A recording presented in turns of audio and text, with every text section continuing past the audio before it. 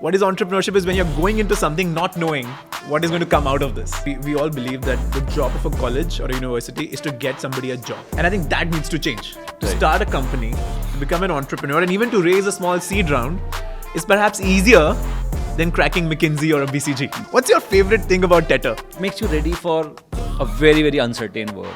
So I think if somebody has built a successful business in India, they can build it in any part of the world. Right? Who are the professors who are teaching? NAS is one. Correct. We spoke about the Grant Thornton, head of Middle East, American Express Chief Business Officer. Correct. Professor coming in from Chicago, Chief Knowledge Officer at NASA. The favorite part about the TETR curriculum for both of us is how students have to build businesses. Correct. Why would you not learn about business by building business? Why would you learn about business by sitting in a classroom and reading a book? It makes no sense. Hello everyone, welcome to the first episode of TETR Talks. I am Pratham and I am one of the project directors here at TETR. TETR has been in the works for the last 5 years, and there is a story behind how it all came together, how the curriculum was developed, how the destinations were decided, and how the partnerships were created, right? So today I'm joined with Tarun, who's along with me a project director here at TETR, and we'll try to dissect the story behind TETR. All right, Tarun, this is one of TETR's first podcasts, I guess. Yes, super excited to be here. I know, right? I mean, what a journey this is going to be. What a journey it has been even so far. Already so far. What's your favorite thing about TETR? So I've been, there are so many, it's a good, I'm spoiled for choices there in some sense. But when I think about it, and I think about how the world is going to be, 5-10 years down the line, I can't think of a program, right, which equips you in a more holistic sense. So, for example, if I were to teach you all about technology today, suppose, right, I'm very sure in 5 years it will be obsolete. Absolutely. If I were to teach you about business models that are thriving today, right, I'm sure in 5 years they will be obsolete. So I think just this fact of that you're building not just a technology business or not just a content business or not just a community business, but you're building all of them and you're building them in so many different markets. So I think by the time you graduate out of TETR, no matter how much the world around you has changed, you'll be able to figure out a way to navigate that. I think that's what I love about it, that it makes you ready for a very, very uncertain world. And that's, I think that's my favorite part. I think for me, the fact that we focus so much on entrepreneurship, right? Rather than just banking or just finance or just marketing or just investment banking, whatever, right? I mean, if you just focus on one of those skills, there is a chance that you'll face a handicap situation in the future when the jobs in that scenario completely go away. But entrepreneurship is something that AI cannot take over or nothing can take over, right? I mean, at the end of the day, there might be a future where everyone's an entrepreneur, right? Like, what do you think? So I think, the meaning of the word itself, right, has evolved so much for me personally in the last 10 years or so. Earlier when you used to think about the word entrepreneurship, necessarily used to mean that somebody has to start a new business, that own that business. But now, when you look at established business trying to, let's say, set up a new venture, right, a new revenue arm, people want entrepreneurs even in their companies, right? So I think, in fact, my last job title was an entrepreneur in residence.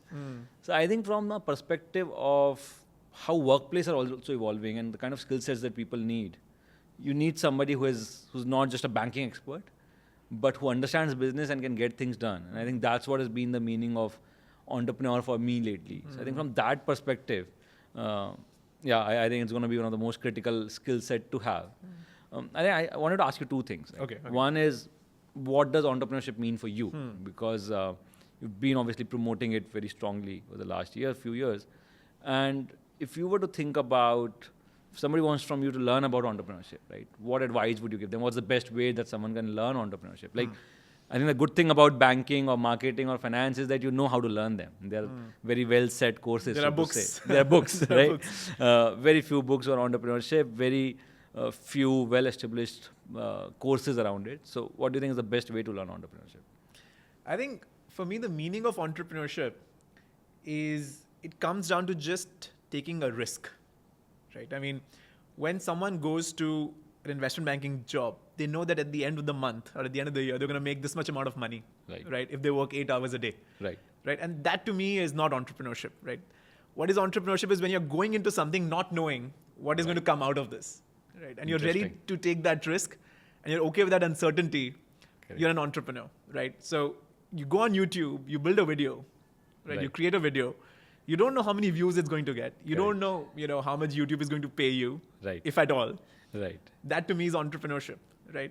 If you are a freelancer, right, who goes on a gigster.com or a freelancer.com or upwork.com and tries to get a contract there, that's super entrepreneurial to me. Correct. Right? And if you're working in a company on a new project where you don't know what the outcome of the project is going to be, Correct. that to me is entrepreneurship as well. So I think just taking a risk. Interesting. And that's a very interesting way to look at it. And then how to learn it? I think there is an entrepreneurial DNA, right? That some people are born with. Okay. I do agree. I do believe and subscribe to that theory. However, I also believe that DNA can be developed. Okay. Right? So I'll give you one quick story. One of my students was not entrepreneurial at all, right? She had been, working in a big four, like one of the Deloitte, KPMG, I will not name which one. Deeply uninspired as a person. She was in one of the classes that I was teaching, and I saw a transformation in her. She became very entrepreneurial when she started a small business, right? And she started the small business because as part of the class requirement, she had to do it. Correct. It was like an assignment, right? Correct. Everybody had to build a small dropshipping business. And we'll talk about dropshipping later, I know. But everybody had to build a small dropshipping e-commerce business, right? We gave them $100 to invest in the business, to run the ads, to build a website, all of that. And she had to do it just because she had to, right? She was going to get a grade out of it. Right. As soon as she made her first sale, I saw something change inside of her, right? From a deeply uninspired person, she became the most excitable person in class, right? She had tasted entrepreneurship a little bit. It's like tasting blood. Correct. Once you taste it, you can't go back, right? So when she realized that she could make money, not just by a function of her investing her own time, right? Not by being paid hourly, I think something changed inside of her, right? And she ended up taking her dropshipping business to the next level.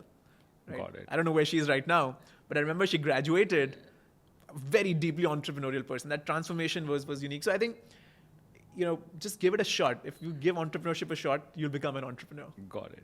So I think, sadly, a lot of curriculums around the world, right, while they focus a lot on functional expertise, so there are colleges which give you specialized degrees in finance, colleges which give you specialized degrees in marketing, and so on and so forth, and there are professors for each of them, right?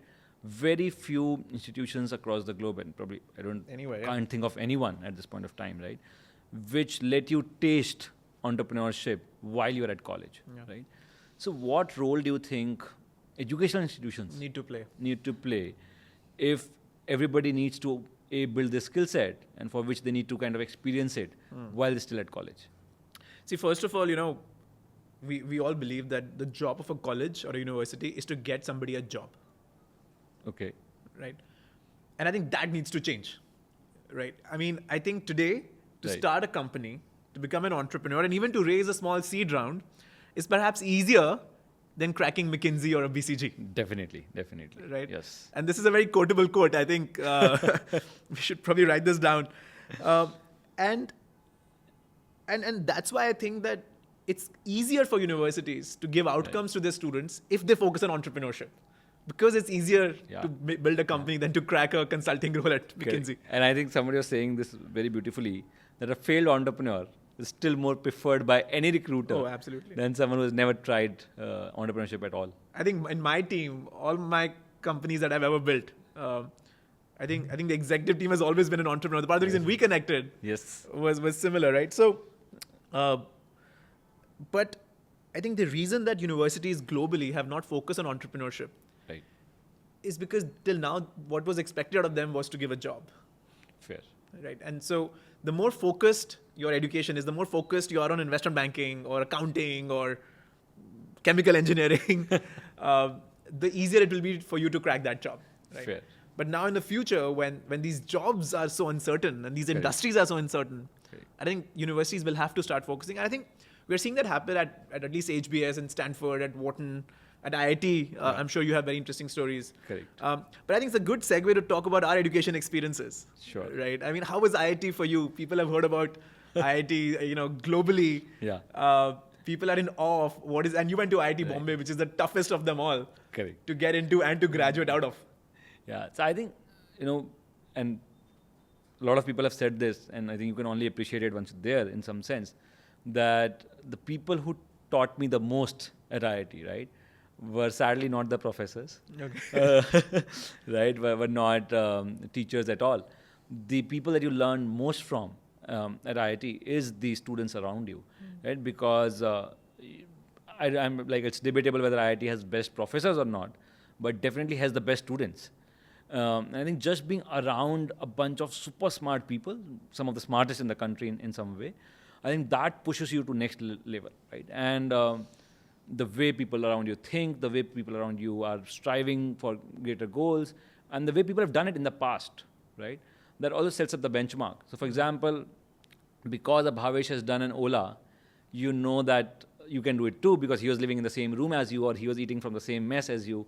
I think that creates a ecosystem of possibility. So for our audience, Bhavesh and Ola is the Uber of India.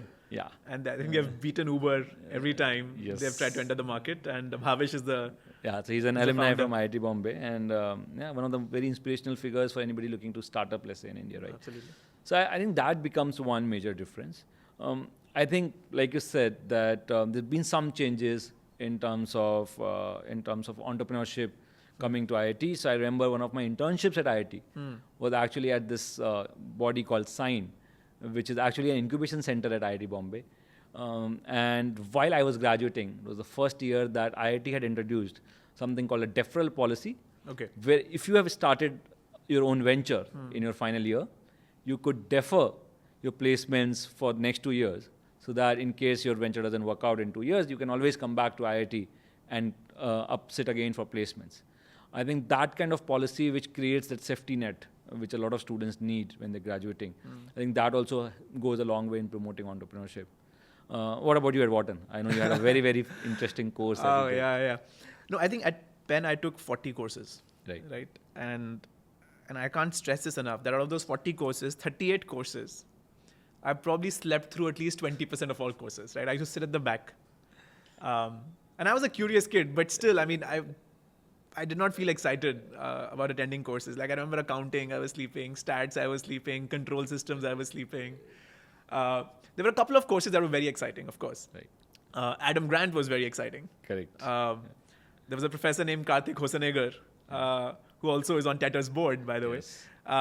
He was very exciting. And the way they taught, right, was very unique, right? So they didn't use exams, lectures, slides, grades, attendance, books, none of that, right? They would give us some real life scenario. They would give us some real life case to do. Right. They would give us some assignment where we'll have to get our hands dirty and really go outside the classroom, right? And I think that's where all the learning for me happened. In fact, one of those assignments that was given to us in Adam Grant's class ended up becoming a project for me, which I took sort of more longer term. That project eventually became a product.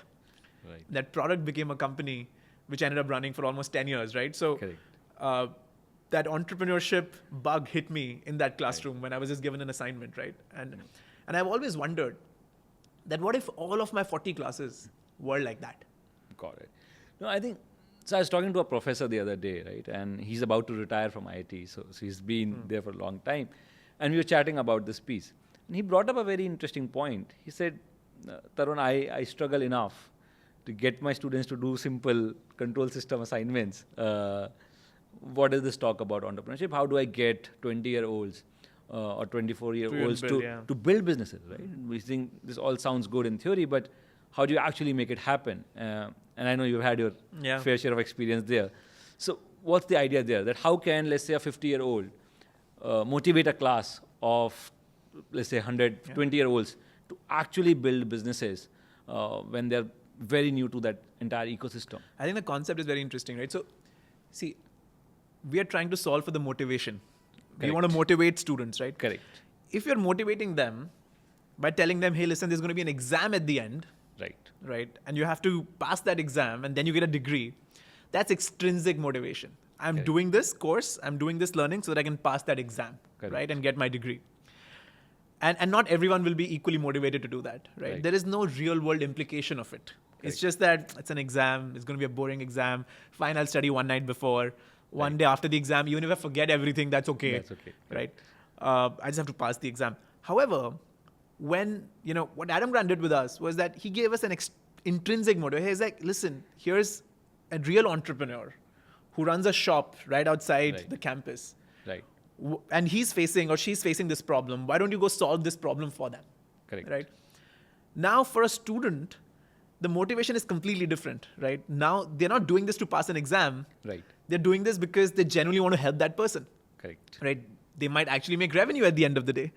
That revenue actually might lead them to raise some money from some VC at the end of the day. They might actually end up starting a company and building a life for themselves, right? So when you teach with the real world implication, when you teach not inside a classroom, but outside the classroom, and we'll discuss this more, I think then the motivation problem automatically gets solved. Very interesting. So I think just to kind of build on that, before we go outside the classroom, you mentioned a very interesting thing that Adam brought in an entrepreneur whose problem you solved and that became Outgrow and, Correct. In your case made you millions. But, I think that's a very important piece to discuss, that how do we equip, right, the teaching faculty, the academicians or like who teaches these things? Let's suppose you've solved for motivation, right? Students are now very motivated. They want to build their businesses. They want to create these ventures. But do you really think that PhDs or academicians who might be great at subject matter, but might not have built that venture themselves or might not have been in the industry for long enough, how are they supposed to then teach these students to build these ventures? See, I don't think we can solve this problem for the world. Right. There are tens of thousands of universities. Correct. And they have millions of professors teaching there. And to change everyone's mindset is going to be incredibly hard, right? Correct. They're going to teach the way they were taught. Correct. And that's a vicious circle that both you and I have been subject to, right? Correct. I think the way we can try to change it at TETR is how we are bringing the practitioners into the classroom, right? Now, you can study accounting with an accounting professor. Correct. Or you can study accounting with a KPMG partner, right? Now, for a student, I think to study from a KPMG partner, I think is way more exciting, right? Correct. For a couple of reasons. One is that, of course, that KPMG partner is not going to be theoretical, right? He's going to teach the way he works on a daily basis, right? He's going to give examples of the CEO he met the day before and try to solve any, tax issues or whatever for. That's number one. Number two, they might end up giving you a job, right? Correct. So the students are sort of motivated to impress the partner because they're like, hey, if I do future recruiter, he could be my future recruiter. And the third thing is that, students value and respect those who have been there and done that, right? While some professors do command that respect, I as a student, and I'm being very honest, did not respect a lot of my professors because I didn't think that they had been there and done that. I think this point of, wanting to impress the prof or wanting to impress the person that you're learning from, I think that's a very amazing insight because now, as you mentioned, I was thinking about all the courses that I did well at IIT. And those were all the professors that I really wanted to impress, right? And I think, out of some around 100 odd profs that taught me at IIT, I think there were 4 or 5 that I wanted to impress. In fact, the fun fact is that to those 4 people, even now, every year on Teachers' Day, I have an email that goes out to them. And it's not because, there's no pressure to do it, or it's not that I'm not expecting anything out of that relationship, but it's just that they have created that space in my life that even now, every Teachers' Day, I want to make sure that I wish them and thank them for. And let's go back to the Harvard case study system for a second, right? So Harvard created the case study system to move away from theory, right? And to actually show real cases. Correct. And I think what we are trying to do is say, let's bring the protagonist of the case in the classroom and let's have the protagonist teach the course. Correct. Right. I think when you do it, so for example, let's suppose there's a case study on, let's say, e-commerce, right? And the day you bring in e-commerce founder in the classroom, I think the class becomes a live case study. In itself. What I've seen even with Harvard cases, that when somebody else is teaching it, right? Ultimately, in some cases, depending on who is teaching it, it becomes like reading from a book in some sense with an example, right? But the moment you have the protagonist in the class, right, you can actually interact. It's like interacting with the case. Yes, yeah. You can ask questions. What if this? Did you think about path A versus B? And I think that's so much more powerful than just having the documented case in the classroom, right? I think third piece that I wanted to kind of talk to you about, that, okay, let's suppose we brought in the right leaders in the classroom. Let's suppose we tried to solve for the motivation, right? What kind of businesses? Because I think the other thing that comes up, right? And when I was talking about TETR to a lot of parents in the initial days, they would say, hey, but how will this happen? How will a student build this business? Because where is the capital? The paperwork takes so much time. Is this even a real business? Because how are they able to then run it in 4 months? Setting up a business takes so much more time. So would you want to also talk about the nature of the businesses that you think can be still used to teach entrepreneurship, but at the same time are practical enough that they can be run given the constraints that are there generally in a college? All right, so I think what we have learned with our experience at Masters Union, right, is that when you give students clear directions, that, hey, listen, you have 3 months. In 3 months, you have to build this e-commerce business. In week 1, this is what is expected out of you. In week 2, this is what is expected out of you. In week 3, this is what is expected out of you. If you have those weekly check-ins, you'd be surprised how well students end up doing. The average revenue that students have made over 3 months, that is term 1, by the way. They've just finished high school and come to college. In the first 3 months, the average revenue they make is upwards of $10,000, $15,000. Wow.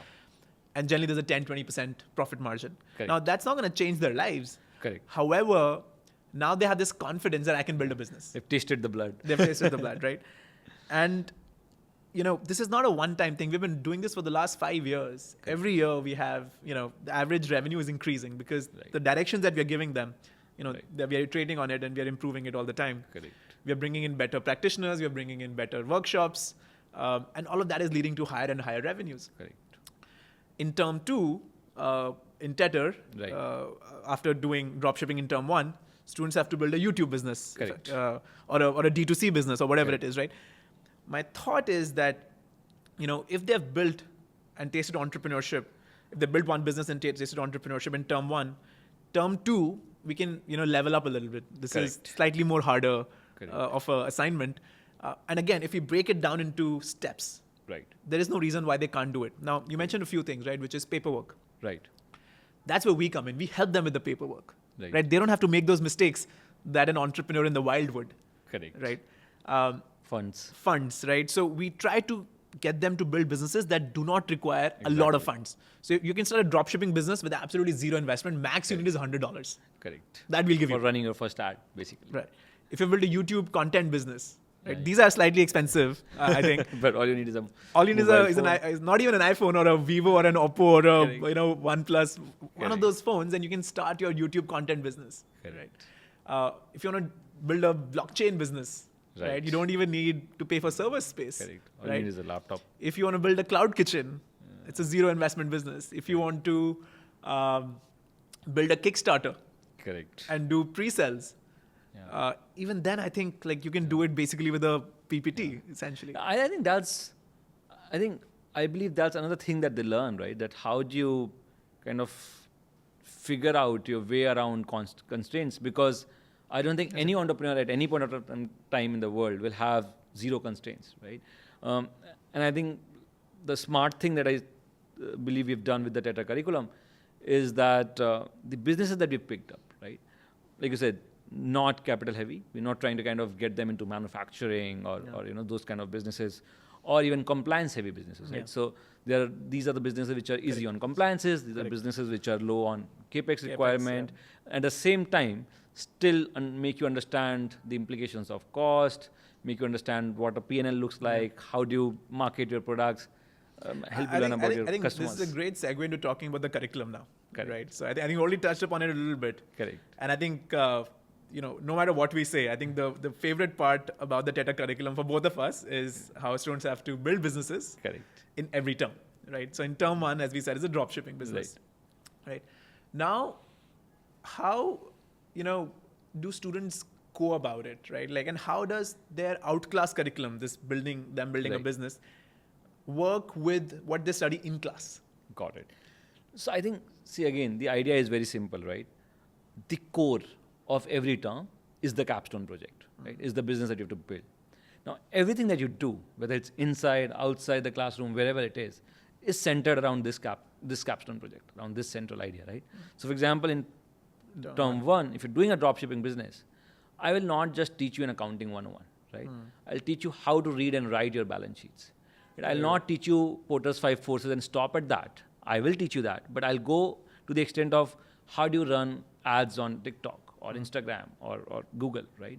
Or I'll not just teach you about, let's say, generative AI, but I want you to be able to leverage that to write ad copies that you know will go viral, or to create images that will attract the right kind of audience, right? So I think if you can, I think the best part that I like about TETR curriculum is that we've renamed every course, right, in that how-to format. Yeah. Now, it does two things. One is that as a student, I know why am I doing this course, right? I have seen this question being asked by so many frustrated students of saying, why am I learning this course? Yeah, right? why am I learning area under the curve? Exactly, right? Yeah, why am I learning calculus? So now the name of the course tells you why you should do it, right? Because the name is how to run ads, or how to read a balance sheet, or how to create an app using and whatever you're learning, you're applying exactly while you're building your capstone. Right? So now you know exactly why you should learn it. But I think the second thing that it does, right, is it gives the educator a very good framework or a very good mental model to say, okay, what you really want to achieve, right? Otherwise, learning outcomes are so many times just documented on paper, and you don't see them happening, right? Because there's no absolute clarity on what is to be achieved. But the day you say, hey, I am teaching how to run ads, it's very obvious that by the time the course is over, you will know how to run students ads. will learn how to run ads, right? Yeah. So I think for both, for the student as well as the person who's teaching the course, it's very important that the learning outcome is right at the center, even before you start. Right? So I think, and that's how I believe that this combination of converting every course into a workshop and getting people who've been there, done that in the classroom allows the students to actually build those capstone projects outside the classroom. So let's close the loop, right? It's term one. Right. You're told on day one that you have to build a dropshipping business. Correct. And the target revenue, I think, is $20,000. Correct. Right.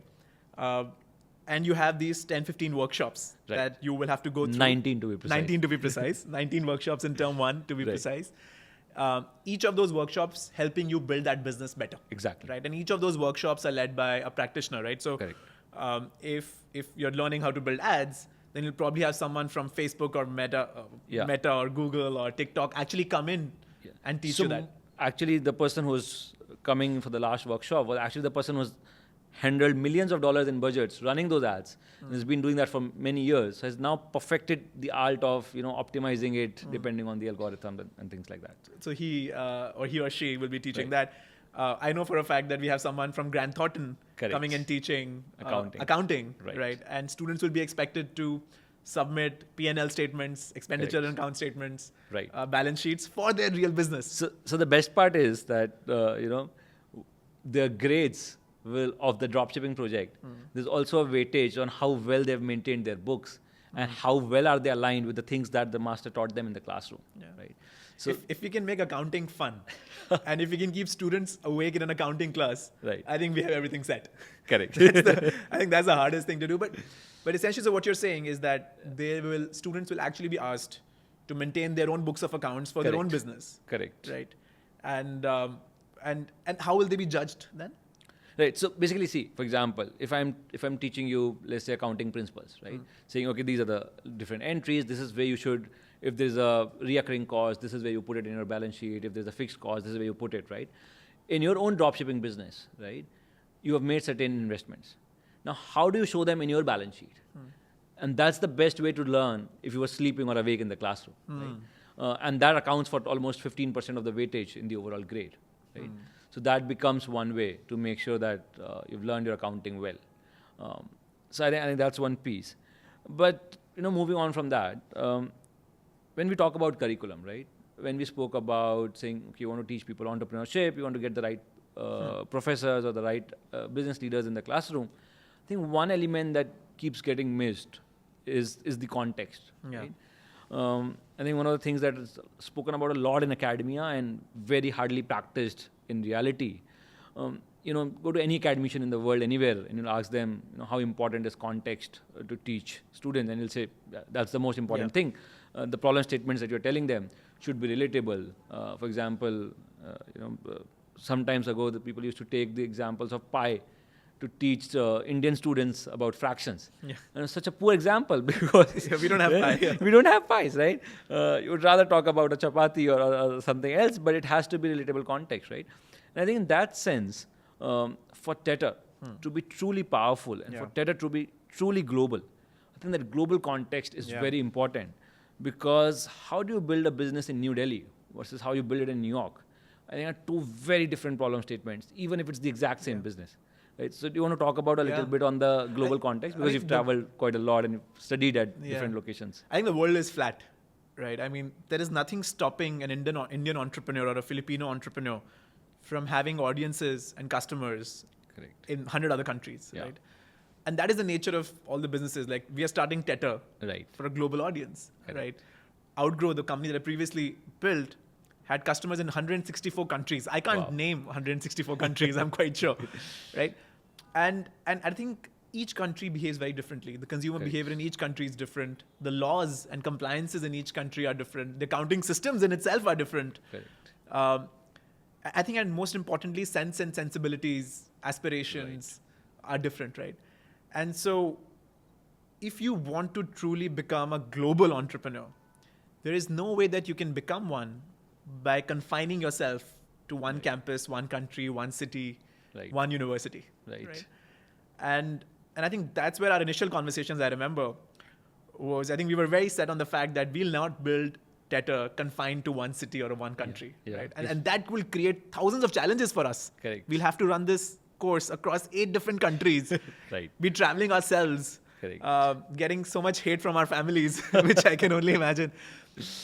But that is the only way it makes sense, right? Like, you can't become a global entrepreneur by staying in India. It's just not possible, right?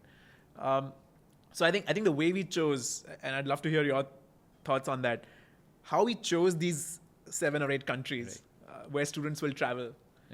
So I think the idea is very simple. See, if the goal is, to give them different perspectives and to truly give them global perspectives, you can't be biased towards the locations that you pick up, right? Life would have been so much simpler. We had picked up all the good ones and all the developed countries in the world, right? Where the student housing is easily available. Student housing is everything easy, and everything is very streamlined. But I think, and this came up even when we discussed, it's very important to have that combination of developed and developing economies. It's very important that you're getting them to spend time in very diverse cultures, right? So they need to spend some time in Africa, but at the same time, they need to spend some time in Europe. So let's go term by term, and let's talk about each country. And what are you most excited about and looking forward to in that? So let's start with Dubai. So I think Dubai, what I'm most excited about now is the campus in some sense. Oh, because it's beautiful. It's beautiful. So it's World Trade Center. And I think, again, it's probably one of the only university campuses in that locality, which is surrounded by now, global expos, amazing offices, businesses. So just double clicking on that. World Trade Center is where they have the largest the convention center, right? Like, that's where all the trade shows happen. Correct. And so imagine for students to be in a campus where literally every weekend is a trade show with like 1,000 companies coming in. Exactly. Like, across the world, right? From across the world. It's surreal. And I know when we went to the campus, right upstairs is BCG's headquarters for Middle East. Correct. That is, I think, quite a place to be in. That's what excites me most about Dubai. No, let's stick on Dubai.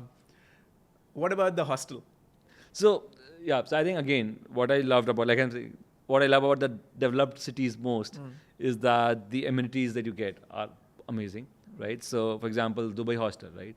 It has 109 cameras.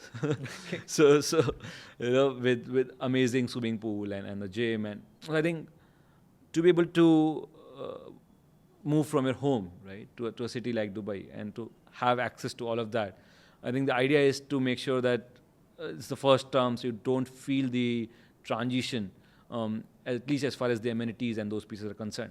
And you want to make sure that people are not feeling homesick. So in that sense, I love the hostel in terms of the amenities that it has, and also the best part, which is about Dubai, is the travel. So that's shuttles that we've arranged, right? I think that really helps.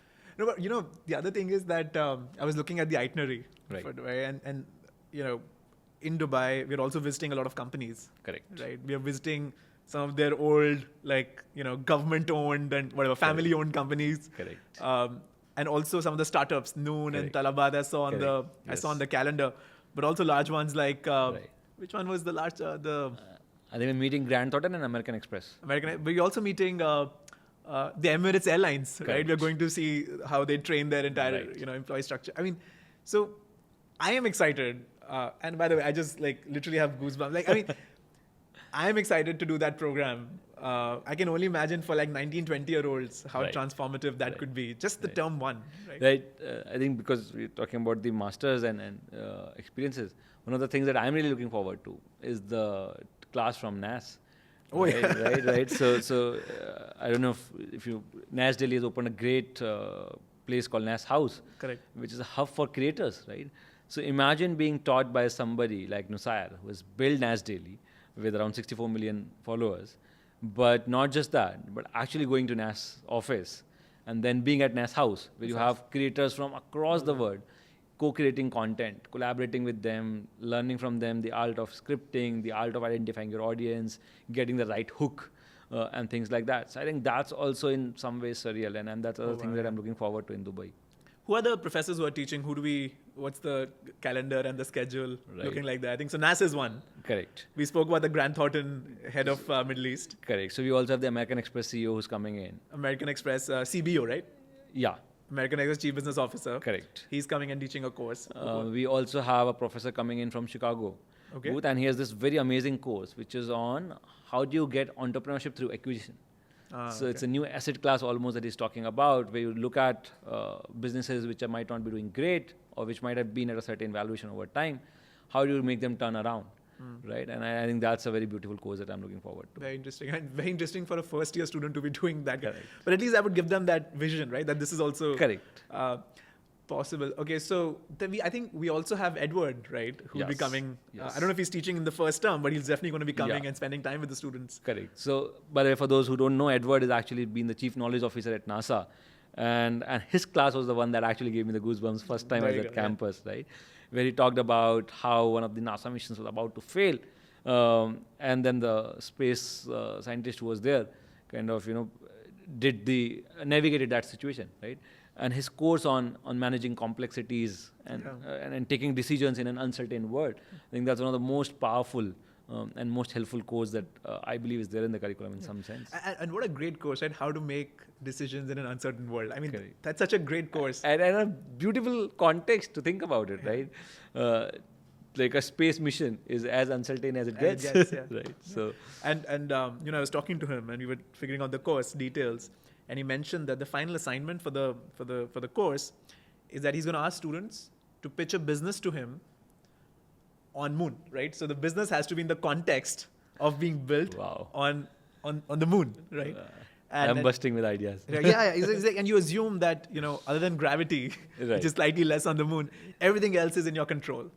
And now Wow. create a business and let your imagination run completely wild. Wow. And forget about any uncertainties for a second. Think how creative. And he was telling me about one of the students in his previous class. What the group did was that they pitched him a honeymoon on the moon business, right? And they had developed the entire sort of cash flow for the next 10 years that, Wow. the way diamonds and diamond rings were made as part of the wedding, Right. system essentially across the world. They want to make honeymoon on the moon. And that's such a great marketing That's tactic. great, yeah. I so many taglines that I could think of. Possibly. I think that's an interesting one. Then I think one other very important thing that students I think miss out on in other universities, and at least I missed out on, even though this was an Ivy League college, and I'm sure in IIT you missed out on, is communication. Correct. Right? I think we had to build our communication skills ourselves outside of the class, and there was no discerning effort by the curriculum to Correct. improve our communication. Correct.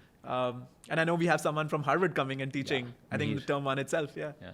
No, so I think and he's been a faculty at Harvard. He's also been a news anchor. So I think the Yeah. perfect way to teach. And a McKinsey consultant. Correct. So I And think- he's worn a lot of hats. Yeah, and a perfect guy to teach you about communication. I think what I like more about his course, right, is again the focus on the end outcome. Yeah. which is where everybody graduates by giving a 10-minute TED talk about what their life has been. Right? And I was talking to some of his old students. Before they came into the course, by the time they graduated, right, their way of looking at their own life and their ability to articulate that so beautifully in less than 7-8 minutes, I think that was amazing. Yeah. So many times in so many interviews, you see people struggling on the most basic question, which is tell me about yourself. The right? story. But if you've done that course, I think you'll have a beautiful story which is worth a TED talk to tell to someone. So I think beautifully structured course on about a very, very important skill set. There you go. What other courses are in term 1? There are 19 of them. Right. I think the one that, again, is very, let's say, important in the current era is how to put together a website, right? Because I think from dropshipping, that will become important. The other would be what I was talking about earlier, how to leverage generative AI. Yeah. Because that's now very much here. I mean, that course is going to change so much every 2 months. It's going to be hard to keep on. But I think that's what we do. That's right? what's the interesting part. So I think that's a good one. I think we also have something around how to decrease RTO, right? And I want to speak about that for a second, right? Because, talk about context. Correct. RTO is, by the way, return to origin. Orders, yeah. Return to origin, where when you ship a product, correct. more often than not, Right. not more often than not, but at least 30-20% of the times, it actually comes back to you. Right, and it's double costing. Yeah, and in it terms of costs, logistics. the logistics costs double, etc. All of that, right? So in dropshipping becomes very important. Right. How you optimize For RTO. for RTO, for conversion, for all of those things. And there's a course that we were working on. In fact, it also optimizes on how do you keep increasing your average order value. There you go. Right, so How to increase AOV and AOV, decrease RTO. There you go. Right. And for a student, it becomes so clear why they should be doing this course. I mean, it's and not only do they learn, RTO and conversion rates, etc. All of that. I think they also just become more mature as businessmen and businesswomen, right? Like, I think you've essentially made them from the very first year start thinking in the context of data. Correct. Right? How to make data-driven decisions, right? They're not just saying on the hunch, oh, okay, this might be the reason, that might be the reason. We're also giving those, metrics. Also, I think you're able to, one of the most beautiful things that I have seen in some of our students after they've spent some time in this is that how then every time you look at a new business or how every time you, even in your social setup, right, you're able to, in a meaningful way, able to analyze that from a very business lens of saying, okay, in this business, probably these will be the biggest challenges. These will probably be the cost centers. This is what the business is making. I think the ability to dissect a business post that, I think that also becomes so much better. Yeah. Because now you're able to just understand that, okay, what are the cost centers in a business, Yeah. right? What are the items that are bringing in the maximum revenue? Operationally, what are the challenges? How can you probably work towards solving them? So I think being able to give that kind of vocabulary and being able to give them vocabulary, that, right? absolutely. I mean, so there was this parent that came to me, and at Masters Union, and she told me, she's like, hey, my son, she was very proud that he made some $20,000, $25,000 in revenue, and she's like, so now that he's made $20,000, he can continue doing this business. Right. So can you graduate him 3 years early? like, okay. I mean, there's a lot more that's he's yet to learn, but like my true hope with TETR is that, even though the first year a lot of students are getting a lot of scholarships, that whatever they invest in TETR, they're able to earn it back in the same term itself, right? So if you've invested, let's say, even in housing and food and travel and flights coming in, let's say $10,000 that term, that much profit you should make in that term. Like, that should be our goal. I think that's a very interesting goal to have, and I think that's a very interesting way to structure our assignments. Like graduate debt free. Right? I think graduate debt free, I think I'm fairly confident of, because I think the other thing which I very strongly believe is, right, once you're out of TETR, and I would like to quote Naval Ravikant here, right, as reading his almanac, and it says a very beautiful thing that it's not about luck, creating wealth is a skill. And he puts it very beautifully, saying, today if you airdrop me in any country of the world where people speak English, and you take away all the money that I have today, I'm very sure that within 2 to 3 years, I'll again have at least $1 million, if not more, because over the years of building wealth and investing in startups and creating ventures, I've learned what it takes to create value, right? And I can then make that money in 2-3 years because I've done that so many times. Correct. Right? So I believe that while our students might not be as proficient as Naval Ravikant, but I think by the time they graduate, they'll have that skill set that you airdrop them in any part of the world, right, where at least people understand their language, and they will be able to create that value. They will be able to create that wealth. And yeah, I think I'm hoping not just debt free, but probably graduating with some moolah in the bank. No, you know, colleges and universities should be empowering. Correct. But I think, you know, the way, at least in the West, how expensive education has become, it's almost become disempowering. Exactly. Right? Sometimes you're just doing a job for To pay off years the and debt. years to pay off the education debt, Right. and which you're not even enjoying. So you're not even enjoying the job. It has nothing to do with what you learned in college. And in that whole process, you now have debt that you're now paying for And many, you just many become years. more frustrated and uninspired. Correct. Right. So I think that's true. Moving from Dubai to now term 2. Right. We are now in India. I think term 2 is in New Delhi. Yes. And I think we're taking them around the country. Around the country, yes. You know, do you want to reflect on the conversation we had as to why we should choose India as a Right. destination? So I'll tell you, so a lot of my friends from IIT, right, they're doing consulting business. So one of them was a consultant in India with BCG. One of them was actually a product manager at Amazon. And after they spent considerable time in India, right, they were like, their global offices wanted to bring them in very desperately. And I was asking them why. I was like, why does a BCG in US or why does a BCG in Europe wants you so badly? Or why does an Amazon UAE wants you so badly? And right?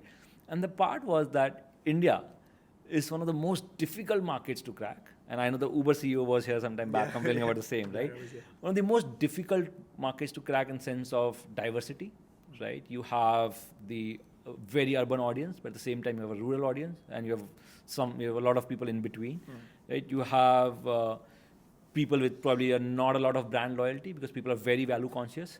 So you might be able to attract them with some discounts or something initially, but they'll not stick around if they don't find consistent value, right?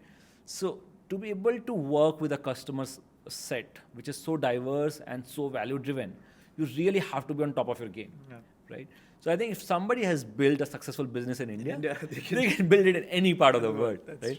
So I think that's one reason I think everybody should spend some time in India and trying to build a business with not just the not just with the audience of a Delhi or a Bombay, but also the audience that goes beyond the cities. Yeah, the smaller cities and the correct. Because that's where a lot of challenge lies. And like be it FMCG or be it any sector, a lot of innovation, right? For example, e-commerce, the cash on delivery, or the whole sachet in the FMCG industry. A lot of companies have been forced to innovate when they were, when they were in India. So I think it's a very good breeding ground for innovation. And you also, I remember you mentioning that the India growth story, right? Correct. Is something that we've never seen before, right? So for students from the West or from Southeast Asia or from MENA, for them to come to a country that is growing at 10% right. year on year, right. where literally the cities change shapes right. every few months, right? The new buildings. I think our neighborhood has changed so much. Correct. So, just for them to see that kind of growth also builds a growth mindset. True. Right? Like, a lot of my friends were from Europe, French and Swiss. For them, the world moved at 1%, right. Pace every year.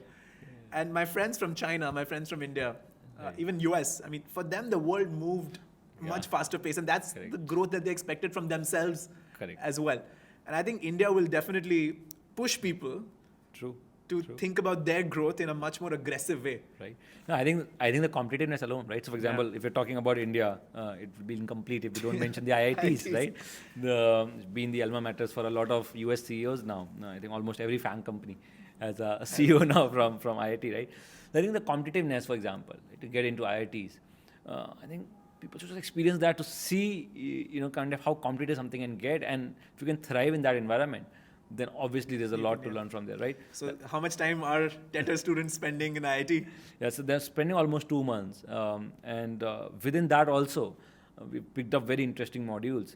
So IIT Delhi, for example, actually has a Bharti Center, which is run by one of the largest telecom companies in the world, which is Airtel, right? It's the Verizon of India, if you will. Yeah. Correct, right? And they do a very interesting module. They're on user metrics because, by the way, I'm sure people know this, but I was talking to somebody at Airtel the other day, and they said the amount of data that comes to one of the world's largest telecom operators is huge, largest, right? And to be able to then make sense of that kind of data, you really need to understand data analytics very, very well. And that's the module they're doing there with not just professors from IIT Delhi, but also from folks who are working at Bharti Center. So basically the R&D team of Airtel and the researchers from there. Dude, but Tarun, you've been to IIT. What should students be most excited about beyond just the class? Okay, I think campuses in some sense, because obviously I'm biased and I have some nostalgia. IIT Bombay is renovating some of the hostels and the alumni group. A discussion has been that our hostel is about to be demolished. But I think IIT campus is again amazingly vast, lush. It's a mystique. You have to tell people. Why don't you give an IIT 101? Right. So I think, for example, IIT Bombay campus, right? We had a lake. We had, in fact, 2 lakes. There's a Powai lake and there's a Vihar lake. There's a hill. I don't know for those of you who remember, but there was almost a month where there was sighting of a leopard at campus because there's a national park nearby, right? I think to be amidst that, and at the same time, it had one of the world's topmost machinery, one of the best research labs, one of the best researchers from across the globe. So I think having that combination of being close to nature, but at the same time being in the company of, like I said, not just India's smartest people, but some of the world's best researchers. I want to give a metric. I think last year or this year, MIT's acceptance rate was like 3% or 4%. Right. Okay. What was IIT's acceptance rate in your year, 15 years ago? I think IIT in my year there was around 1 million people. So who applied? So 10 lakh people would apply for the exam, and there were around 4,000 seats. Right? All across. And if I just look at IIT Bombay, it was around 150. 150 seats. 150 out of 1 million. What was your rank? So I ranked that year was 450. I was lucky that he was ranked 450 out of 1 million people. Yeah, I was lucky that a lot of people went for IIT Delhi. Did you try for MIT? No. Why didn't you try for MIT? I mean, you would have gotten in for sure. Yeah, I think 2 things, right? One was like you said, the job of a college is to get a good job, and there were a lot of good stories about what IIT does to you, right? Even now we get those articles of how Parag landed a 100 CR job at Twitter. Yeah. I think that was one. And second was obviously the element of being closer to family. But yeah. Like, their picture is in the local newspaper, etc. Did you have that? I had my face on some hoardings. So, I mean, to study for TETR students, to study alongside, right, all India rankers, what would that be like? So I think, and I can answer this very easily because I think we had a lot of students who used to come for exchange at IIT when I was there, right? And there were students from NUS, there were students from some amazing European universities. And 2 things really kind of changed in them when they were there, right? One was, like I said, the competitive and the growth spirit, right? Suddenly they were like, if they've been jogging all so far in their college life, suddenly they would start sprinting. They'll realize that, okay, they have to really move fast. There's so much happening across the world. There's so many hungry people and ambitious people out there, right? I think that was one thing that changed.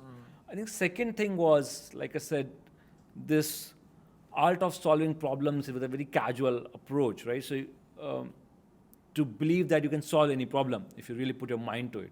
I think that's the other thing that a lot of students at IIT would inspire you to think of, because I know we've taken some humongous projects with very tight timelines and breezed through them because there were 4 people who really believed this could be done, right? You've read through very complex books, you've gone through complex theories and still aced the exam the next day because you knew it could be done and you had the mindset to break it down into smaller problems. So I think the art of problem solving and the growth mindset, I think those are 2 things that I would believe an IIT ecosystem kind of teaches you really well. Yeah, no, I mean, I think it's also going to be a little bit intimidating, right? Initially, maybe, yeah. I think for a couple of weeks, maybe. Yeah. But I think it's a good environment eventually. Like, people are very friendly in some sense. Yeah, friendly for sure. I think India just generally is very warm and welcoming. Correct. But what's the itinerary beyond IIT looking like for India? So I think one of the challenges, like I spoke about earlier, right, is for them to build a brand for outside the cities. Yeah. That's one thing that we really want to focus on. When Like they're a in consumer India. brand. Like a consumer brand for... So you could be selling makeup or food or whatever. Yeah, makeup, food, home decor, lights, drones, whatever, right? So, for example, one of the students recently built a brand around AI-powered perfume, where the notes of the perfume were actually came from an AI prompt, and it was selling like hotcakes. Interesting. Right? All Because right. people That'd really be fun. wanted That'd be to, fun. right? So I think that's one, right? Building brand for audience outside the cities, right? The other is to also learn about brand building through content, through user personas, while they're here. They are doing the Because surveys, going doing into the the surveys. bazaars, going into the markets. Correct. Because again, very different audience to work with. So like they'll be going to what I read, I remember was the Chandni Chowk, right? Yes. Which is like, I don't know, which is like India's local market, right? Yeah. I think what Golden Souk is for gold. Yeah, exactly. In Dubai, I think Chandni Chowk is that for clothes in India, right? So, for example, one very interesting thing about brand that I learned when I had a very small stint at Cadbury, that in North India, the beverage that used to sell really high was Bonvita. Right. Again, Bonvita is this chocolate GSK, powder that you put in your milk, right, to make it more yummy. And it used to sell a lot more in north of the India, because in north, people were more concerned about the taste. And if you go back to all Bonvita ads that used to come on TV, you'll see that they were all centered around yummy taste, the chocolatier taste, and all of that, right? Correct. In South India, Bonvita, despite having all the distribution, all the network, everything, could never crack it. Because Horlicks had a very strong hold. Because in South, people wanted to talk about the functional benefits of it, right? So, and Horlicks used to talk about that this will make you smarter, yeah. taller, and if in fact there was a whole ad which used to say taller, smarter, shorter, stronger, right? And that was the essence. So while there were not very exciting flavors for Horlicks, but nobody cared, because the focus was on getting, and then that's crazy, right? Because the same country.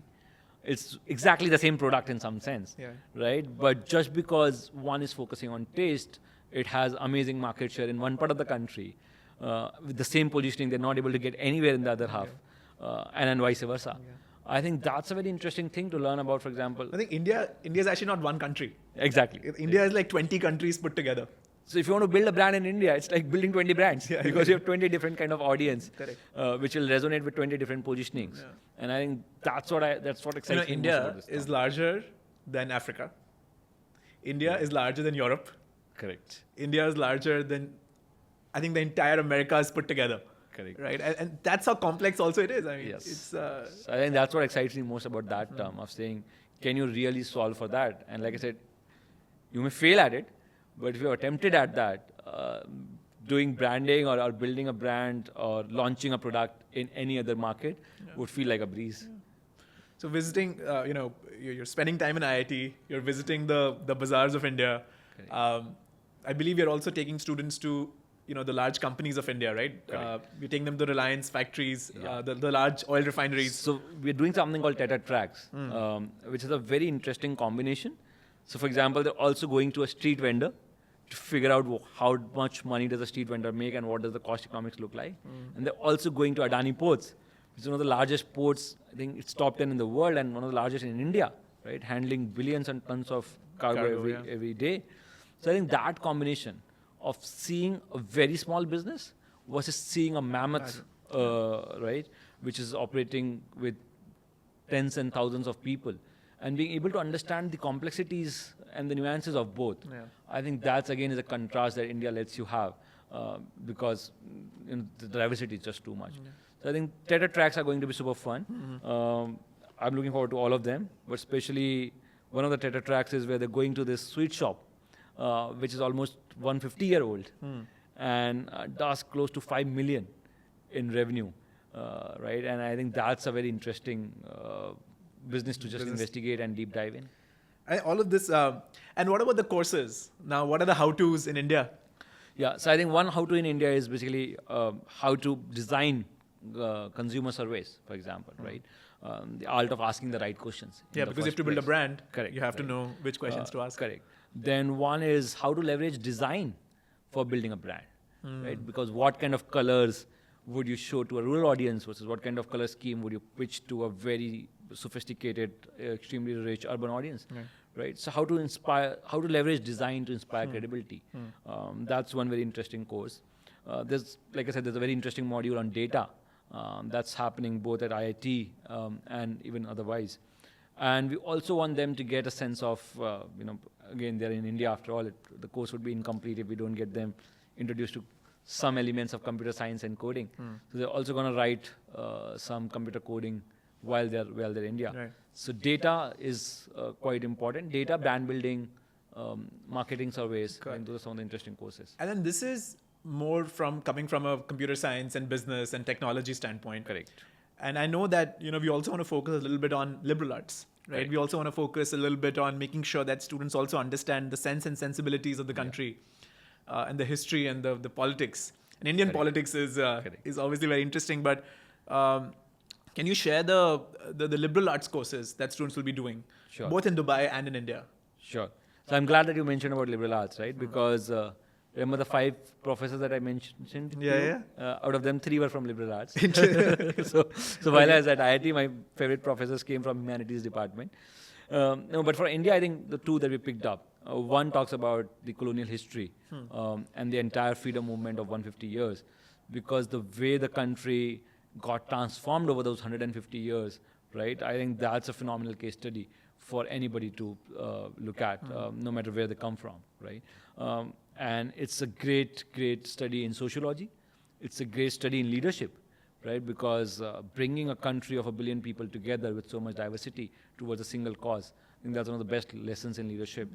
And also how that's affected the consumer mindset today in India, right? Like a lot of, I don't know if you know, but like a lot of the Indian brands today sound like they are American or British brands, because we still suffer from that colonial hangover.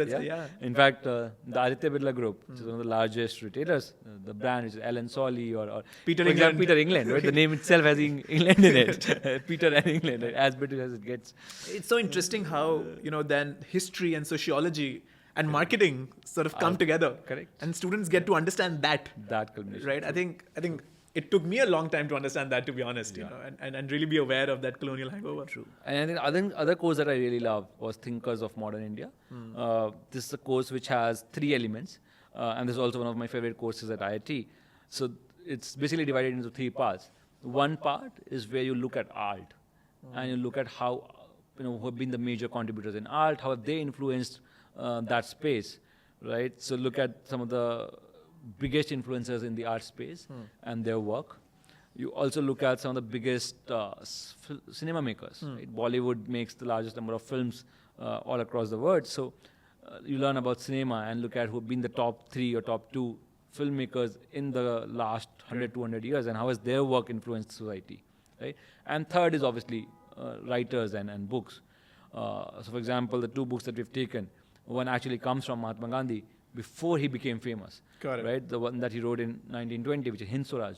And you want to talk about how he thought about society and the ecosystem at that point of time. I think this 3 combination of looking at the top painters, of looking at the top filmmakers, and looking at the top authors, I think that's an amazing course to give you a full flavor of India. Yeah, absolutely. I'm looking at the course roster now. I've just opened that. We have how to develop a GTM strategy. I think that could be very interesting because India is just that diverse. We already spoke about that. How to understand taxes and compliances. That's unique. How are we going to make that interesting? I think again, India, the interesting thing is that while at one end you have United Payment, the UPIs and India's leading fintech, it also has one of the most complex tax regime in some sense to understand. And again, the same point that if you can understand taxation in India, in most of the countries, it will feel much easier. So we want to make sure that while they're here, they're able to understand, because they're also building a business in India. So it's important for them to learn, but also from generic understanding of how compliances work, India is a great place to learn that. Yeah. So I think that's the other reason we've kind of make sure that There's a very interesting course, which is Communications 102, which is how to use mental models to solve problems. Yeah. And I know you're excited about this course. Correct. And I believe Edward from NASA would be again coming back to teach this. Correct. Right? In fact, so I got introduced to mental models around 7-8 years back, where I started following this blog called Fun Street. Okay. Right? And that's where I first got introduced to the word itself.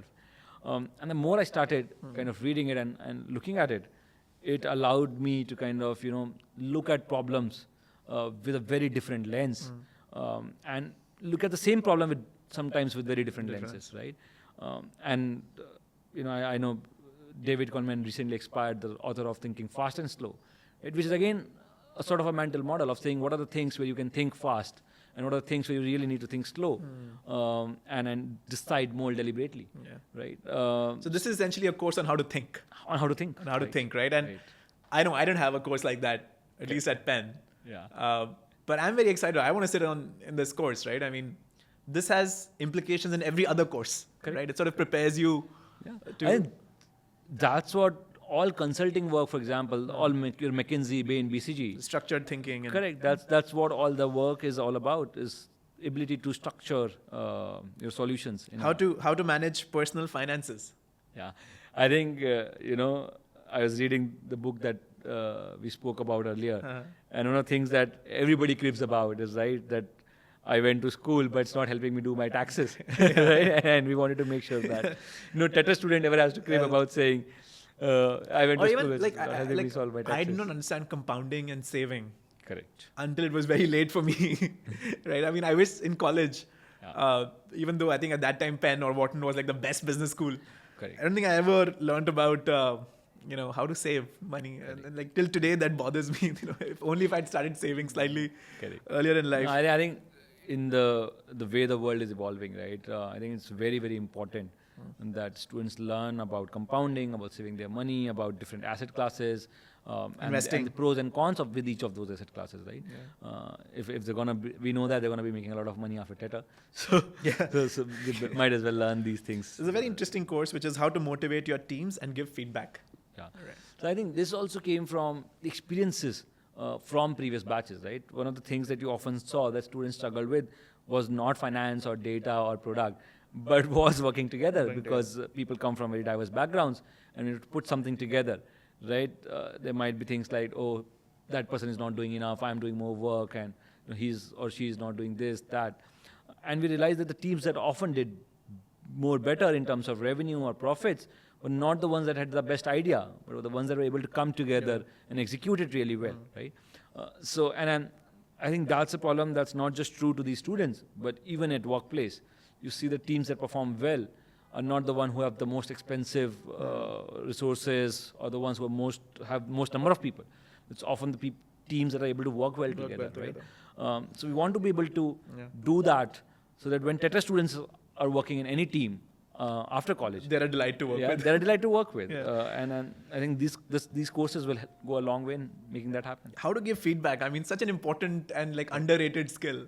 I think every entrepreneur, not even an entrepreneur, I think every manager, you have to be able to give. I'll just quickly run through. I mean, how to manage and optimize inventory. Again, very applied. How to build a brand story. Incredibly hard in India to do, but if you can do it in India, you can do it anywhere. How to develop a product mindset. Right. This is again a thinking course, right? Yeah. How to allocate budgets and control costs. Yeah. I mean, I'm so surprised that at the end of the day, this course is not taught even at like a Wharton or an HPS or it just... So I think, earlier when we were talking about the changes that we're seeing at universities, I was talking about the incubation center or the deferral policy. But having said that, I think what still pains me a lot is that if you look at, for example, FT rankings, right? Look at the top 10, and I've done this exercise. So look at the top 10 colleges that are listed there. Look at their curriculum, right? And very few of them would probably have leveraging AI, right, to build a business. But we know, all of us know that by the time the current students graduate, AI will be a very core part of the business, of every business, right? But we're not teaching that. So I think the speed at which, and I can understand there are practical constraints to it, but the speed at which the education systems have moved, It's been incredibly slow. Yeah. Right? One of the things that pains me again a lot is that if you look at top 10, over the last 20, 30, 40, 50 years maybe, that list has hardly changed, right? Yeah. It's the same set of colleges that keep getting shuffled. And that's unfortunate because in no other industry, That's the right? case, yeah. You pick up automobile, I mean, if you the pick t- up telecom, you pick up any industry. If you pick up the Fortune top 10 companies, Correct. what we have today, what we had versus 10 years ago, it's completely different. Completely changed. What we had 10 years before, that's completely different. But Harvard has been number one Right. since. And that's sad in some sense because it tells you that no innovation is happening in education. Yeah. Right? For example, automobile. Right? Tesla was not in existence Yeah. up until Nvidia. Right? Nvidia, for example. I mean, right? both Tesla and Nvidia were not there in top 10. Correct. Now they are, I think, 1 and 2 Yeah. or something like that. Right. Right. So I think education, that innovation, has just not lacked. happened, yeah. And I think in some sense the other sadness has been that the top flag bearers of education, so to say, have been very slow to adapt. And I think that's the other reason that I believe TETR has a role to play, that we may not be able to teach all the students across the world, but if we can set up a framework, a model that inspires or that gives people ideas about how they can innovate in education, I think that's the kind of work that we'll try to That do. will be at TETR. exciting, yeah. So in the FT ranking, when is TETR going to come into top 10? I think maybe anywhere between 5 to 10 years. 5 to 10 years. I think that's a good. I think it's a good target, right? Yeah. It gives us time to graduate one class at least, Correct. but also enough time to iterate Correct. different models. And I think, like I said, what excites me most is that once we do that, I'm sure the other 9 we'll be forced. will have to We'll be be forced, yeah. innovative and will have to move fast. Currently, there's no pressure on them in some There's no sense. pressure. Yeah, I mean, they're too comfortable. Yeah. They're too comfortable. I don't know if we have time to cover all the other terms, but maybe quickly we can run through what the next 3 years are going to look like, right? So after Dubai and India, they go to Singapore. Yeah, but there's an Everest base camp. Oh yeah, of course. Let's not forget that. before, Yeah. before they do that. Yeah. Why did we decide that? Yes, I think one of the things that, again, I'll go back to my college days, right? There used to be this 20-day camp, used to be called Basic Mountaineering Club, BMC, which was around 21 days that students used to go. And obviously it was optional, but I went on that, right? And just those 21 days of experience, right? Luckily, we didn't have a lot of smartphones back then, so there was anyway no phone to carry. Right. But in that environment, in that ecosystem, the kind of focus that you build, right? Because you're literally focusing on every single step that you're taking, right? And just doing that day after day for 20 days with a bunch of, another 50 people, it was probably one of the best experiences in terms of team building. It was one of the best experiences of being extremely focused on a very simple problem, right? And I think in the current era, where attention spans are coming down like crazy, most of the times you're spending indoors, right? I was reading a report where parents are now struggling to send their kids outdoors to play, right? Which used to be exactly the other way around when I was a kid. So I think this whole idea of being closer to nature, of being away from screens, and being extremely focused on something as simple as walking and putting the next step right. I think it can be a transformational experience for a lot of people. I think it's also teamwork and bonding and how sort of correct and just understanding. I think because you're like quite literally your life depends on it in a sense, right? Right. To trust the other person, trust the other person. and also just understand, like, I mean, when you're talking about business and tech and even liberal arts, I think we forget like life and nature. Correct. Like I think that takes a backseat. Yeah. And I think it's very important to perhaps even talk about, I think, the top part of our TETR transformation layer, Right. which is the human value transformation, the value system.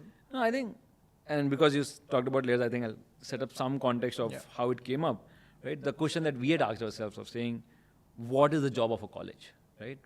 Obviously, the first one and the most primary one is to get somebody a job, right? Which is to basically give you skills that will help you generate your livelihood. So that's the base layer. Yeah. That's the base layer. Almost thinking of it like the Maslow's hierarchy, right? Yeah. The basic layer is that. Your college should make you, equip you with the skills that will make you earn your livelihood. That's first, right? But second was that how do you gather those skills, right? And that's where the experiences layer come in. That until unless you have really, really experienced those things, you will not be able to internalize them, right? So, for example, I've seen commerce graduates who are not able to read a balance sheet. They've gone through all the theory, they've gone through all the books, but they've not had experiential learning. Yeah, they don't know how in the real world it makes sense. So they're not able to internalize that. So I think that becomes the second layer, which is the which is to give you internalization, experiences application, and internalization and application, right? The third layer, which I believe is very important, especially at undergraduate level, when somebody is moving from 18 to 22 or 19 to 23 in that sense, is perspectives, right? Because at 17, 18, your mental models are very raw, you're very flexible, and still learning about how the world works around you, right? And at that point of time, if you have had the opportunity to meet people with very diverse perspectives, with people who think probably exact opposite of what you believe, and then being able to have that discussion, I think that's what will drive learning, right? And I told you earlier about how I believe one of the biggest learning at colleges happen through your peers, right? So if it's a very, very diverse group, and then that's what we're trying to strive through TETR as well, to put very diverse people in the room together, I think an immense learning potential automatically gets created, because you're talking to somebody who has had a very different journey than what an individual might have had, and that's where the learning flows, right? But I think, the fourth, I think is the most critical one in some sense, and also is the top one in the pyramid, right, is the value system, right? So let's suppose you build those 8 businesses, let's suppose you've gone through 8 different countries, let's suppose you've met people from 20 different nationalities. But how do you drive meaning out of all of these experiences, right? What does, for example, something as simple as what does success starts meaning for you, right? I think those fundamental questions, those fundamental value systems are a lot more important in the long run. Than any course. Than any course, right? Because that's what will stick around, right? If I'm not going to be in finance, I may still forget how to read a balance sheet. I may still forget how to run ads. The platform might change, right? But these value systems are going to stick around. And that's how it will matter of how I look at my colleagues, how I look at my family, what do I prioritize, what do I value. And to be able to create that, to be able to nurture people's mindsets around those things, I think that's what will sustain the most in that sense. And I'm so glad that at TETR we focused on that layer as well. In fact, the best thing was that I was speaking to almost 200 plus educators in the last few months across the globe. And one thing that everybody told me is that they're so happy to see that in TETR's curriculum, and also they feel so bad that nobody else has brought this up. Because, loneliness, if you look at stats, loneliness in teenagers is rising. Mental health issues have become ADHD. so much more common. ADHD is there. I think it's so good that we have yoga as part of the curriculum, right? We have meditation as part of curriculum. Mindfulness. We have mindfulness as part of curriculum. There's growth mindset. There's a workshop on growth mindset, so that you don't see failures as failures, right? There's a lot on martial arts. So I think those experiences will also help the students become the business leaders that we were talking about. And that's going to be super critical. Yeah, I've never met a business leader who is not very calm and composed and mindful. Correct. I've just never met one, right? Right. And I think that's one differentiating factor between a successful person and a not I think so. it's the journey from good to great. Yeah, it's a journey from good to great, exactly. Right. I think that's why top of the pyramid. Makes sense. Yeah, no, this is, so just quickly, so then they go to Singapore. Correct. In term 3. Yeah. Thereafter, they then go to Ghana, right? Accra. Accra, followed by a teaching fellowship. Yes. And we don't have to get into details, but I would recommend everyone to please go through the curriculum once, right? And really acquaint yourself and know what you're getting into. Correct. This is not an easy ride. Yeah. Definitely it's a tough one, and even for us, it's not for everyone in some sense, to be honest. At least at this point of time, right? Because who's it for? Yeah. So I was talking to the team a few weeks ago, and we said, somebody asked us, right, that what's the GPA that you're looking for? And we said, we're not looking for a number. Yeah. We're literally looking for GPA, but my definition of GPA is slightly different, right? So the GPA that we're looking for is grit, perseverance, and ambition, right? Because again, it's. I don't think I've met a student to whom I can't teach finance, or to whom I can't teach data, or to whom I can't teach marketing.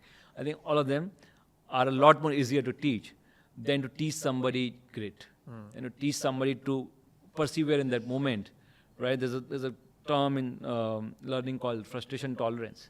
Right? How do you build frustration tolerance in your students so that if they don't succeed at first or second or third attempt, they'll strive the fourth time and they'll strive the fifth time and so on and so forth, right? So I think we're looking for people who have GPA, right? Who have that grade, who have that perseverance, and also more importantly have ambition. People may choose to be in any field. They may want to be content creators, they may want to be business leaders, or they may want to be in social sector with nothing to do in business. But do they aspire to be in the top 1%, right? I may tomorrow choose to open an NGO for kids, but do I want it to be the NGO which is doing the top best work in that space? I think that's important, right? And that's difficult to teach. I don't want students or people who are okay with mediocrity. I think that's the mindset that you want to stay away from. And anybody who has these three things, right? I think they will be the ones who will make maximum value out of a journey like this. And those are the students that we're looking for now. No, you're right. I mean, and you give this example, and I've quoted you so many times that, TETR is essentially like a gym. Correct. Right? Where you have the best equipment, you have the best gym instructors, you have the best, but at the end of the day, you have to attend the gym. You have to have the ambition to have a six-pack and actually make it happen, right? That we can't do for you. So anyone who's motivated enough to make use of the gym, I think is the right fit, right? True. Who would you recommend TETR to the most, and who would you recommend TETR to the least? Right. So I think TETR to the most is very obvious. If you're super ambitious in life, right? And you may not know exactly what you want to do. That's fine. There are 18-year-olds, we have to discount that, right? But if you're ambitious in life and you believe that you can hustle, right? You're not shy of putting efforts. You may not know where to put and how to do that. That's what we take care of, right? But if you're not shy of putting efforts and if you're ambitious, I think that's the person that I will recommend it to the most. It's a bonus if you like to travel and if you want to see the world. That's a bonus, right? Who would I recommend it the least? Is people who would want to be in a sort of comfort zone, right? One of the students that I actually said no recently in one of the interviews was somebody who wanted to have a very comfort zone sort of ecosystem. And the idea was that, I probably don't want to move around so much. I would want to build a space where I can spend 4 or 5 years, have a comfort, have some sort of a predictability of saying, okay, I have 5 hours of classes, then I'm coming back to my hostel or to my home and I'm, whatever, chilling. I think that's the person that I would probably say they'll not enjoy it too much. You will not enjoy it, I think very few those kind of. I hope so at least. I mean, I haven't met too many of those. I think that's the kind of. I think like attracts like. So probably we have not met a lot of those people. So after Ghana, they go to New York. They spend time at Columbia University. That's actually my favorite year. Yeah. So I mean, Columbia is an Ivy League, right? And an acceptance rate of less than 2-3%. Correct. And I don't know how. I mean, I know how we cracked that. Partnership. But do you want to talk a little bit about what went into cracking that partnership? Sure. What are you most excited about? What are the courses that students will be taking at Columbia, and what they'll be doing in the US? Correct.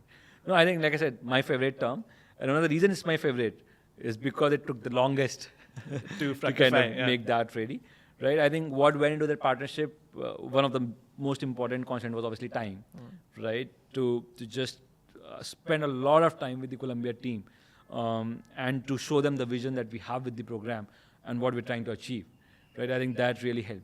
I think the other thing that helped is that while Columbia is Ivy League, the other institutions that we partnered with are also the best in that part of the world, right? So, for example, again, we spoke about IIT, we're talking to INSEAD in Europe, we're talking to Bocconi is there. NUS in Singapore. NUS in Singapore. And I think that helped, right, in kind of convincing them that the vision that we have, we're also pulling it off in the other parts of the world. I think those two things, a lot of time and the partnerships with other equivalent institutions, is what kind of convinced them. I think in terms of courses, one of the things that Columbia is really well known for is finance, right? Yeah. It's in New York it's at the end of the day, right? So that's one of the key modules that students will be living in Manhattan. Yeah. Right besides the Columbia campus. Correct. Taking courses with Columbia faculty. True. And a lot of parents have asked me this question, which is like, this is too good to be true. Right. Right. Like my kid, how is it possible that he or she will be studying in IIT in Columbia across all these countries, maybe even INSEAD and NUS? Right. Like, how do you give them the comfort Right. that, hey, like this is Right. for real. I think the most obvious way would be probably me to probably show them the contracts that you've signed. but I think the other way to think about Which it, we can, by the way. It's on the website. I think the yeah, docket. we're putting up a docket. The docket is on the soon website. Yeah. to do that. But I think We'll give a link to that at the bottom here. I think the other thing is, right, if you really think about it, right, I think nobody, if I'm saying it's not that we've done something exceptional. I think if anybody would have thought of bringing the best of both the worlds in terms of education, of bringing the faculty from across of these colleges and getting the right business leaders in place, I think if anybody would have attempted it with the mindset, with the vision that we're talking about, and if they would have given it substantial amount of time and resources that it required, I think anybody would have done that. And that's what I want to tell parents, that it's not that, I'm pitching something special to Columbia. We just went to every single leader, be it IIT, be it INSEAD, be it Bocconi. We just went to every single of these institutional leaders saying, hey, this is what we want to do. And from a very first principle, if you really think about it, and the moment they also do, they see it, then yeah, this makes sense. This is how, it's one of those things, right, that once you see it, you can't unsee it. Yeah. So once you realize that this is how education should be, This is the future. this is the future and this is how it should have been probably, that, yeah, why would you not learn about business by building business? Why would you learn about business by sitting in a classroom and reading a book? It makes no sense, right? It's like swimming by reading a book. Yeah, like by learning reading a how book. to. Yeah. It's, so I think once you see it, you can't unsee it. And I think that's been, I would say, a little win for us. Yeah. That we've been able to show this vision, we've been able to show this obvious Value truth add, to, I think, a lot of these academic leaders. And I think I'm greatly thankful to them For being then, open, yeah. for being open and for partnering with us then on this journey. And after New York, where they'll also spend some time in Silicon Valley building their AI startup, they go to Rio and they finish in Milan, right? Correct. Now, one of the questions that we get a lot is the degree, right? Correct. That this is all great, Right. but at the end of the day, my child needs a degree, Right. and he needs to be working perhaps in a US or a UK or wherever, Correct. right? Correct. So, and that's been a question that I think has been a frequently asked question. So let's maybe address that with a little bit of detail, Sure. And then also talk about the pathways for the future Sure. after graduation. Sure. No, so I think, obviously degree is extremely important, especially for parents in this space, right? And we wanted to solve that for, again, I'm saying we're building a global cohort, so we want to solve it for global students. And one of the biggest learning that we had very early on is that in two different parts of the world, right, the preferences for where you want to work, right, are very different. Yeah. So for example, when you're talking to students in US, LATAM, Canada, they want to have work permits and work visas in states US, mostly, yeah. right? But when you're talking to people in Southeast Asia or Middle East or even in some parts of Europe, they would rather have work permits in UK, and that's the first preference, right? And we wanted to solve for both, and that's again a interesting problem to kind of look at. And the way we have solved it is through this 3+1 model, where for the first 3 years you do the journey that we just spoke about, right? But for the fourth year, you can choose whether you want to work in UK and want to get a UK work visa, or whether you want a US one. And depending on where you spend this fourth year, you can either get a UK degree from a London university, or you can get a US degree from one of the American universities. And I think that combination kind of solves for students from both parts of the world, and it allows them to work in a country of their something choice. so obvious, right? Yeah. Like, I mean, why has no one tried this before is beyond me, right? Correct. If I go to a university in the UK, I am subject to UK. Like, Correct. I can't build my career in the US. Right. Even if, let's say, the UK, the growth dwindles or their visa statutes change, Correct. I'm stuck with the UK, right? And this way, at the end of the 3 years, depending on which economy is growing faster, Right. you can decide which you university, which country you want to continue working in. Correct. That to me, I think, is the single biggest differentiator, right? That would have a long-lasting career-related impact on students. The ability to get a post-study work visa either in the US or UK, True. right? And hopefully we'll add more countries. Yeah. No, I think so. One of the things that we also want to do, right, is also to give students more flexibility as we bring in more programs in terms of tracks. So right now, while we have US and UK tracks, Yeah. the idea is to keep adding more tracks as we expand into more and more markets and more geographies. Sounds good. We have covered a lot. I think This podcast is already upwards of an hour. And so let's try to conclude, what are some of the questions that you get from students now? I mean, we have covered a lot. Right.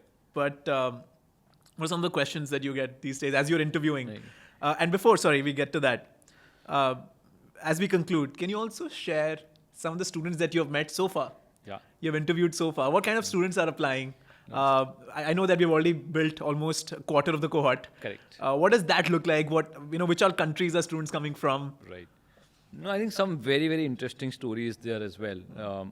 One of the students that I met recently from Singapore actually sells sneakers online, right? And makes around almost $3,000 in profits, right? Almost every month. Oh, wow, every 6 okay. weeks. I was right? going to ask, is it every year or every month? Yeah. And he's getting the entrepreneurship scholarship from TETR, and I'm excited to have him, right?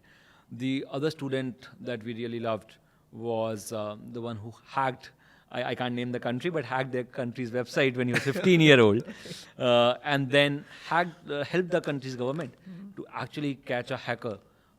And because of his support, they kind of were able to catch an hacker in the country. And I'm so excited to have him. And like, he might not have the best communication skills, but he's an amazing computer science wizard.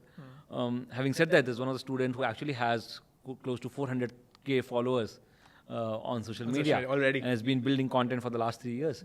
It's, I think, from content creators to entrepreneurs. I interviewed somebody from Egypt, right, who was a great kid, and he's building this device which essentially leveraging AI can basically translate sign language into real language. Wow. Right? Exciting. Sign language into real language. And he Got said it. he's so passionate about it that he traveled like all across Africa, demoing his product and trying to raise funds, etc. All of that. Interesting. And he actually showed, during the interview, he actually showed me like the entire thing, how it comes about. And he showed me a demo. Great. And he's like, would you want to purchase this for anybody you know? And I was like, this was supposed to be an interview, not a sales pitch. Not a but sales pitch. Yeah. but to me, that was very exciting. That's the exact kind of ambitious Right. student that we are talking about. True. And I think then other few students that I've met are obviously great sports people. Yeah. So I think that combination of sports players, of content creators, of entrepreneurs and innovators like these, and then technology wizards in some sense, I think that's what the batch is looking like at this point of time. And all across the world, I think we have already 12, 13, We have around currently around 14 nationalities. 14 nationalities And- already represented. Yeah. Can we make it such that all 60 or 70 students are all different countries? Is that possible? We'll try. It's an ambitious goal, but India has multiple countries, so I guess in that way maybe. And could you also perhaps talk about the admission system, right? Sure. Because I know that our admission system is very unique. It's not the same as take the SAT and then. Right. No, so like I said, we're looking for the GPA in some sense, and I think the best way to evaluate for us was a combination of technology plus human intervention. So the way it works is that there's obviously a detailed application form that talks about their journey so far, because you want to understand Who you are. again, who they are and where they're coming from. But the second is actually the TETR trial, Yeah. right? And that's from what every student has told me, is the single exam that they love the most, right? Unlike the SATs, right? So it's an AI-based, completely gamified assessment. We are basically playing games as you take the exam, right? So that's the second one that tells me again about a lot of parameters. Takes for 2 hours? Yeah, slightly less. I think around 90 minutes. 90 minutes. If you do it fast enough. And it gives us a lot of insights about how structured their thought process is, how do they approach problem solving, how they're able to think critically or not, things like that. And those are the parameters that you're looking for. Right? And the third, which is the most important one, is that they get to interact with a very senior industry leader as part of the interview that happens, right? And in that, you're again looking for the ambition, the perseverance, the past story, and then that kind of also tells you of why they're coming into the program, what are their motives. And that's also important for us, because like I said, it's not for everyone to be able to drive value out of this. And if somebody's coming with the wrong motives, you definitely want to make sure that you're able to identify that early on. So I think those are the three main areas. And because we're talking about admissions, I'd also like to talk a bit about scholarships, right? Of what we are looking for, right? And that's captured beautifully in the scholarship. So one of the first one, for example, is the outlier scholarship, which is basically for anybody who wants to be in that top 1% of their domain.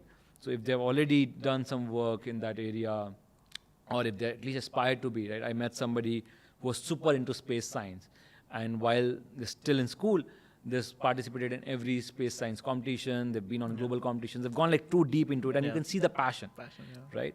And while they might not be super successful in it right now, I know that if they pursue this path, they're gonna be super successful because the student's smart, he's passionate about it. The other scholarship, right, is the community leadership scholarship. So again, I knew somebody who used to teach English to immigrant kids in the country to help them prosper and to help them do better. And I think I couldn't see a better example of community leadership for someone there, right? Third is what we were talking about earlier, the entrepreneurship and innovation, because it's so important as a value system to us. I think one very interesting one, which is the Pathfinders. Yeah. And then given the time of the year, I think might be the most relevant one, is where students who have already have admits and acceptance letters from different colleges, if they want to switch and come to TETR, they can share a copy of that admit letter with us, and we want to roll out a scholarship for them. And we'll refund their deposit if they paid it off already. Right? Yeah. And then the other one is transfer scholarship. This is more for students who are already in their first year in different colleges, and sometimes you realize late that you're at the wrong place. But if they realize it now and they want to kind of switch to TETR, I think that's the other kind of students that we want to sponsor in some sense. So I think those are the scholarships that we were talking about. Another question that parents have always asked me is, like, how come you're giving scholarships to so many students in the first year? Right.